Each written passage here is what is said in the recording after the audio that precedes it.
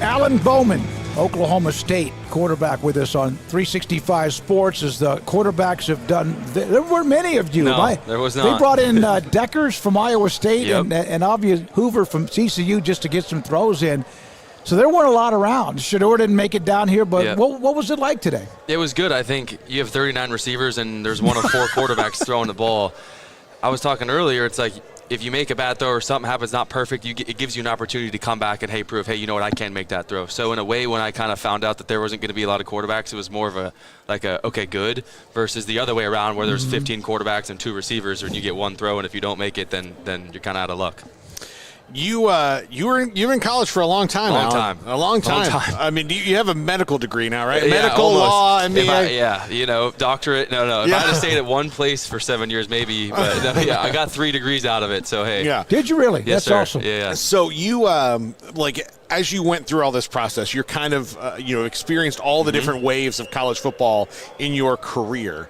What now, as you step on the next thing, like you've learned to kind of how to be a professional, whatever, whether it's a quarterback or businessman, just kind of through this process, haven't you? Yeah, crazy. But my freshman year was 2018. I was kind of talking with some scouts today. It's like I'm in the same class as Justin Field and Trevor Lawrence, and they're going into year 5 in the NFL. So it's just kind of completely different, and everyone's got their own path, right? My path happened to have little injuries earlier in the career, and then kind of went to the backup role at Michigan, and then kind of flourished at Oklahoma State. So, coming out as a freshman, transferring wasn't a thing. You didn't transfer. Coach Cliff Kingsbury got fired, and everyone's like, "Are you going to leave? Are you going to leave?" And I never even heard of that. So I've been through the transfer portal, and then COVID hit, and then NIL, and now revenue sharing. I'm on the back end of that. So kind of walking through the whole process in 7 years was just crazy. You got to have to adapt and move and kind of see where everything's going and figuring out on the fly. Does it feel like almost playing 2 different sports over that time period? Yeah, oh my gosh. From what it was freshman year in 2018 to what it is now, I mean, it's completely different. It's a complete business. And I think in a way it should be. It should have been. Obviously, these schools are making millions and millions of dollars off of us. But, it's tough because everyone is their own business now. Everyone's got to look out for themselves instead of looking out for their schools. You must love football. Oh, right? yeah. Because you kept playing, despite all the setbacks or whatever, but you just kept on playing. And there's always good, why does it – you must just love the game. How much do you love football? Yeah, I love it. I mean, I love the guys. I love the camaraderie. And the thing and why it sticks me through it is I believe I can still play at an extremely high level, right? I think some things have happened with injuries early at Texas Tech, and then obviously being behind a top 10 pick, J.J. McCarthy at Michigan. Well, I didn't know it, but at Michigan, that's one of the best experiences that I got. I saw 2 Big Ten championship teams look like. I saw number 2, probably top 10 picks being around, an NFL-style offense, an NFL head coach. So those little things where when I was in the moment, I was kind of upset I wasn't playing, but it helped me, prepared me a lot for Oklahoma State and for beyond because I was there. You missed out obviously on the national championship year. Oh my God! How about State. that? I wouldn't regret it though. Obviously, I would have played. Having a national championship would have been cool. Season. We won 10 games. We had a great time. So I wouldn't. But everybody asked me that. I was like, what if you stayed one more year? Yeah. But you've got an interesting coaching tree with Cliff, obviously with Harbaugh, and then with Mike Gundy. How does that serve you in? Now, when they're going to start quizzing you on things, look, Kingsbury's in the NFL now, so that's kind of a bonus. Harbaugh's in the NFL now of hey, what's this, what's that, because you've been in different systems. Yeah, I think 7 years of college football, I had 5 offensive coordinators. So being able to play at a high level, you got to understand and be able to process extremely fast. So obviously, Coach Kingsbury is an unbelievable mind in throwing the football and finding space and creating space and making plays easy for the quarterback. And then Coach Harbaugh is going to put pressure on you in the run game and fronts, checking calls, having 2 or 3 plays in at once. I thought that was blasphemy. Had no idea that even existed. So a guy like Patrick Mahomes coming out, taking him a year under Alex Smith, it made total sense because not to say that I'm in the same level, but to come from Texas Tech to a Michigan, I had 2 left feet. So completely understood that, hey, there is a process coming in from these different things. So each stop that I've had has definitely prepared me. How did Mike Gundy best prepare you?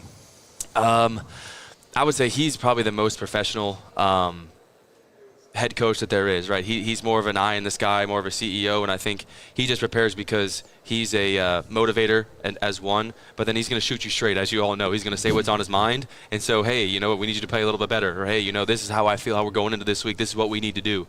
And so I think the bluntness of Coach Gundy actually really helps because you'd rather have that than have somebody kind of make you feel good and say, hey, everything's going good, you're doing great, and then saying one thing behind in meetings to his coaches. So Gundy, you can just say you know what you're going to get, and he's going to tell you what he thinks. When I watched you play, it seemed like if you got into, like anybody, you got into a rhythm or a groove, and you could just throw it around and compile yards, tons of them.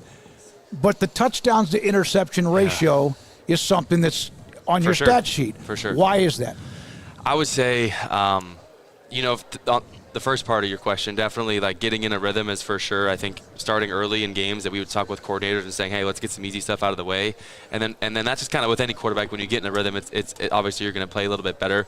But some of those, interceptions, I feel confident, like, hey, I can make that. And I feel like you got to have a so what next play mentality. And I was like, hey, you know what? I'm gonna go down swinging, and I know that I'm gonna throw it, and I'm gonna throw it again, and I'm gonna throw it again because I believe I can make it. Now, obviously, you got to know certain situations, and then some are just kind of 50-50 balls that you kind of guys unfortunate. You're gonna get those unfortunate. The guy slips, the guy falls down, deflection, it gets tipped, something like that. But no, it's definitely being able to. It was funny. I came into Oklahoma State from Michigan like in the first 15 practices of spring ball. I didn't throw one interception. I was like I'm gonna take care of the football from Michigan, and then you just get the bug. I don't know. You just get the bug. I don't try. You know what I mean? But I mean, it just something that kind of happens. But I mean, I know that's something that I got to work on and to be conservative. But it's kind of going back to what it is, Coach Harbaugh. 2nd and 10's okay. 3rd and 6 is okay. Punting's okay. Punting, and every drive with a kick, you know what I mean? So definitely that's obviously watching the film from the past couple of years, that's definitely something we're working on. That's I've never heard it put that way, end every drive with a kick. Yes. Yeah, that's good. But it's hard because you want to. You watch guys like Jameis Winston can throw 50 touchdowns and 50 interceptions because you believe in yourself. You know, I can make this throw. The thing is the thing you can't control is that guy watching you. And unfortunately in 2024, we found ourselves behind in a lot of games. So we lost 9 in a row at the end. So obviously you're not going to have the season that you want, and you're not going to have the stats and numbers that you want when you lose 9 games in a row, and that's on everybody, including myself. But when you find yourself down and everybody knows you're going to have to throw the football to come back, that's when you're going to get a couple more interceptions than you'd like, because hey, we're down 21 points. We got to throw it every single play, and they know that, and so do I. Yeah. Did any part of you see the struggles of this year coming? I mean, coming off of last year and just all of the hype that came along with that. Yeah, not at all, right? We win 10 games. We have 21 returning starters. Everyone's a senior. All 5 up front. Ollie and I coming back. All receivers coming back. I think there was a little bit. I don't even want to say complacency was right. I just think a little bit of mishaps. You lose Colin Oliver game 3. You lose Nick Martin game 4. Yeah.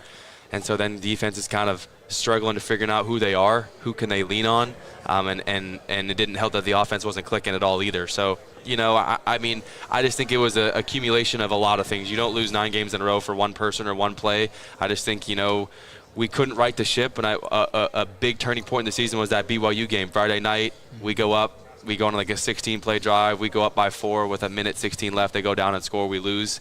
And, I mean, after that, it was just tough to kind of come back from. That was brutal. My gosh. I mean, it was for me watching, so I can only imagine. Yeah, I mean, I sat down, and everyone was, like, so happy when we had that drive. And I just had a feeling. I was like, I don't know if it's over yet. Yeah. But So Miami had a tight end that played 9 years. Yeah, how about that? Huh? And, of course, you came during what is almost a vortex, like what we brought up earlier, college athletics with COVID and all that. And it just seemed like careers are too long. You've experienced it. It's great. You love the game. How long is too long?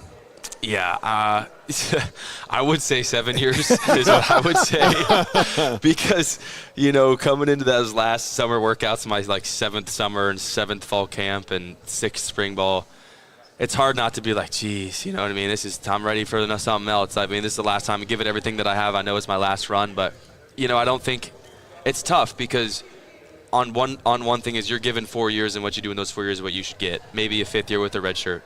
But I'm so blessed, and I'm on the other spectrum of it where, hey, I've had 2 collapsed lungs, broken collarbone, sprained ankle, COVID, and all 3 seasons were cut short, plus a COVID year. Didn't really get a chance in Michigan to pan out. So if I didn't have that, then I wouldn't be sitting here. Right. I'd be at a job in Dallas. So in a way, you appreciate that, but at some point 9 is kind of crazy. 7, I don't know. At some point, I mean, at quarterback, because the reason I extended so long is because I got injured so early. Freshman, sophomore, junior year, my first 3 years I was injured. So it wasn't like I was injured year 6 to get year 7 and injured year 7 to get year 8. Yeah. It was kind of like backlogging. Oh, hey, I feel good. I wasn't injured. I just got another one. Let's see if I can stack onto it. So I don't know if anyone's going to have that opportunity again. But I just think, you know what, play as long as you can, squeeze every ounce out of it. What? Okay, so NFL obviously the goal, professional football the goal right now. But because of these degrees you have, you kind of have a maybe a wide open career path. Right, have you thought about that after, or is it just football right now? Yeah, football right now. Completely focused on football. I did a little bit of a real estate commercial intern at Michigan over the summer and really enjoyed that. We bought a property in Stillwater. We moved in. My fiance, we get married in 3 weeks. So not to throw that in the middle of all this process. So everything's, and bought a house. So just a lot of things going on. Are you here in Dallas or? Yeah, here in Dallas. Yeah. So obviously grew up in Grapevine around the area. But just crazy. Obviously giving everything we can to the game right now, and then we'll see what we did after that. There's a lot of avenues we can go in. Is there any part of you that was like, you know what, a 4th degree would be really awesome? No, you see, and I'm not gonna talk down on this degree, but the degree I got from Oklahoma State, you guys are gonna love, and it's a great program. But it's basically it's a graduate certificate in parks and recreation and leisurely management. So I got a degree in parks and rec. Yes, very nice. But hey, you know what? If I can be a park ranger, I can run any summer camp you need me to run. So there's a lot of ways I can go into, but that program and Dr. L there is awesome. Just quick shout out to the Recreation and Leisurely Studies program at Oklahoma State. So are you a Parks and Rec the show fan? I've seen a couple episodes. I'm not all the way into it, but I've seen a couple episodes. I'm curious, like, if we ever get to talk to you again, if you watch it, I'm curious as to which character you will identify with on that show. Absolutely. So, All right. So, man, what a run. And we have an Oklahoma State fan, Wet Blanket. That's the name of his on the chat room. Will you say hello to? He's a passionate Oklahoma State. Wet Blanket. That's his screen name. His name may be Richard Smith. I don't know. Well, Wet Blanket, hey, I know it was a tough year last year, but I think Coach Gundy's going to get those boys right this year, and thank you for supporting.